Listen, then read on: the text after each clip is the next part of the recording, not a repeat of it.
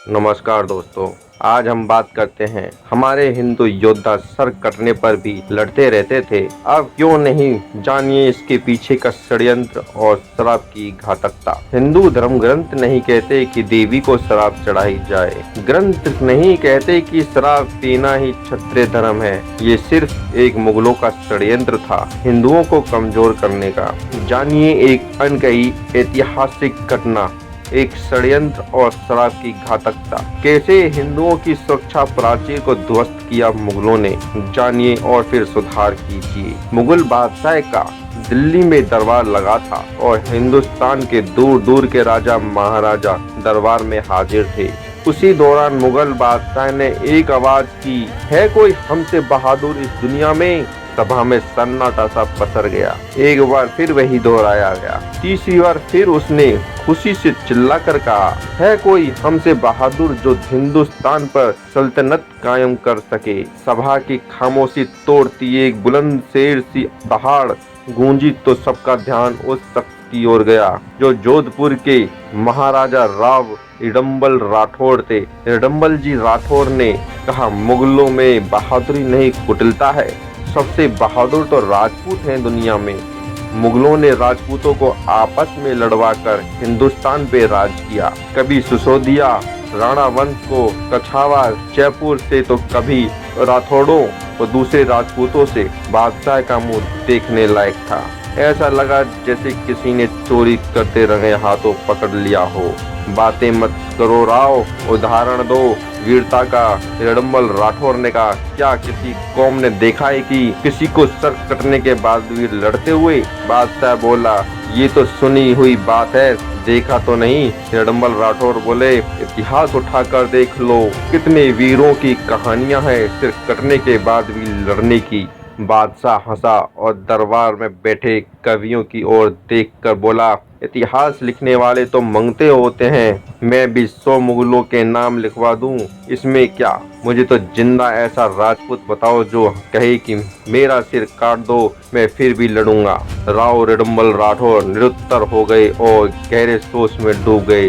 रात को सोचते सोचते अचानक उनको रोहिणी ठिकाने के जागीरदार का ख्याल आया। रोहिणी ठिकाना जो कि जेतारण कस्बे जोधपुर रियासत में 2 घुड़सवार बुजुर्ग जागीरदार के पोल पर पहुंचे और मिलने की इजाजत मांगी। ठाकुर साहब काफी वृद्ध अवस्था में थे, फिर भी उठकर मेहमान की आओ भगत के लिए बाहर पोल पर आए। घुड़सवारों ने प्रणाम किया और वृद्ध ठाकुर की आंखों में चमक सी उभरी और मुस्कुराते हुए बोले, जोधपुर महाराज, आपको मैंने गोद में खिलाया है और अस्त्र शस्त्र की शिक्षा दी है। इस तरह भेष बदलने पर भी मैं आपको आवाज से पहचान गया हूँ। हुकुम, आप अंदर पधारो। मैं आपकी रियासत का छोटा सा जागीरदार, आपने मुझे ही बुलवा लिया होता। राव रिडम्बल राठौर ने उनको झुककर प्रणाम किया और बोले, एक समस्या है, और बादशाह के दरबार की पूरी कहानी सुना दी। अब आप ही बताइए कि जीवित योद्धा का कैसे पता चले कि ये लड़ाई में सिर कटने के बाद भी लड़ेगा। रोहिणी जागीरदार बोले, बस इतनी सी बात, मेरे दोनों बच्चे सिर कटने के बाद भी लड़ेंगे और आप दोनों को ले जाओ दिल्ली दरबार में, ये आपकी और राजपूती की लाज जरूर रखेंगे। राव रिडम्बल राठौर को घोर आश्चर्य हुआ कि एक पिता को कितना विश्वास है अपने बच्चों पर। मान गए राजपूती धर्म को। सुबह जल्दी दोनों बच्चे अपने अपने घोड़ों के साथ तैयार थे। उसी समय ठाकुर साहब ने कहा, महाराज थोड़ा रुकिए, मैं एक बार इनकी माँ से भी कुछ चर्चा कर लूं इस बारे में। राव रिडम्बल राठौर ने सोचा, आखिर पिता का हृदय है, कैसे मानेगा अपने दोनों जवान बच्चों के सिर कटवाने को। एक बार रिडम्बल जी ने सोचा कि मुझे दोनों बच्चों को यही छोड़कर चले जाना चाहिए। ठाकुर साहब ने ठाकुरानी जी से कहा, आपके दोनों बच्चों को दिल्ली मुगल बादशाह के दरबार में भेज रहा हूँ। सिर कटवाने को दोनों में से कौन सा सिर कटने के बाद ही लड़ सकता है, आप माँ हो आपको ज्यादा पता होगा। ठाकुरानी जी ने कहा, बड़ा लड़का तो किले और किले के बाहर तक ही लड़ लेगा, पर छोटा केवल परकोटे में ही लड़ सकता है, क्योंकि पैदा होते ही इसको मेरा दूध नहीं मिला। लड़ दोनों ही सकते हैं, आप निश्चित होकर भेज दो। दिल्ली के दरबार में आज कुछ विशेष भीड़ थी और हजारों लोग इस दृश्य को देखने जमा थे। बड़े लड़के को मैदान में लाया गया और मुगल बादशाह ने जल्लादों को आदेश दिया कि इनकी गर्दन उड़ा दो। तभी बीकानेर महाराज बोले, ये क्या तमाशा है, राजपूती इतनी भी सस्ती नहीं हुई है, लड़ाई का मौका दो और फिर देखो कौन बहादुर है। बादशाह ने खुद के सबसे मजबूत और कुशल योद्धा बुलाए और कहा, ये जो घुड़सवार मैदान में खड़ा है इसका सर काट दो। 20 घुड़सवारों को दल रोहिणी ठाकुर के बड़े लड़के का सिर उतारने को लपका और देखते ही देखते उन 20 घुड़सवारों की लाशें मैदान में बिछ गईं। दूसरा दस्ता आगे बढ़ा और उसका भी यही हाल हुआ। मुगलों ने घबराहट में झुरझुरी फैल गई। इसी तरह बादशाह के 400 सबसे खास योद्धाओं की लाशें मैदान में पड़ी थीं और वह वीर राजपूत योद्धा के तलवार की खरोंच भी नहीं आई। ये देखकर मुगल सेनापति ने कहा, 400 मुगल बीवियां विधवा कर दी, आपकी इस परीक्षा ने अब और मत कीजिए हुजूर, इस काफिर को गोली मरवाई जाए हुजूर, तलवार से ये नहीं मरेगा। कुटिलता और मक्कारी से भरे मुगलों ने उस वीर के सिर में गोलियां मार दी। सिर के परखच्चे उड़ चुके थे, पर धड़ ने तलवार की मजबूती कम नहीं करी और मुगलों का कत्लेआम खतरनाक रूप से चलते रहा।